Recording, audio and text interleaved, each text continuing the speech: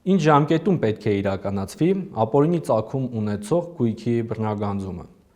Օրենքը այս հարցի պատասխանը թերևս չի տալիս։ Սահմանադրական դատարանը նույնպես նշում է դրա մասին։ Եվ Սահմանադրական դատարանը նշում է նաև, որ այս հարցի լուծումը բավականին մեծ կարևորություն ունի, քանի որ նման ժամկետի բացակայությունը անձի մոտ կարող է ստեղծել անորոշություն իր իսկ գույքի նկատմամբ։ Խոսենք օրինակով։ Ենթադրենք անձը 2001 կամ 2002 թվականին ձեռք է բերել գույք, որը հետագայում կարող է հանդիսանալ ինչ-ինչ փաստերի հիմքով ապօրինի ծագում ունեցող գույք։ Եթե անցնի 2002 թվականից ավելի քան 50-60 տարի հետո, եւ օրենքը դեռևս շարունակի չտալ հստակ ժամկետ, թե ինչ ժամկետում պետք է իրականացվի այս բռնագանձումը, ստացվում է, որ անձը այդ 50-60 տարիների ընթացքում մշտապես, այսպես ճակերտավոր ասած, վախ պետք է ունենա, որ միգուցե իր գույքը ապօրինի ծագում ունի։ Եվ սա բնականաբար անձի համար առաջացնելու է անորոշություն։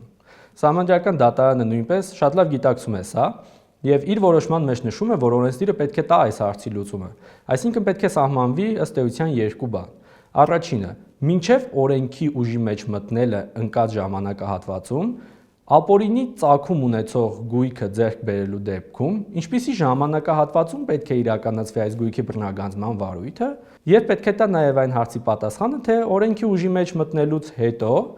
ինչպիսի ժամկետում պետք է իրականացվի ուժի մեջ մտնելուց հետո ձեռք բերված գույքի բռնագանձումը, որը կարող է ունենալ ապօրինի ծագում։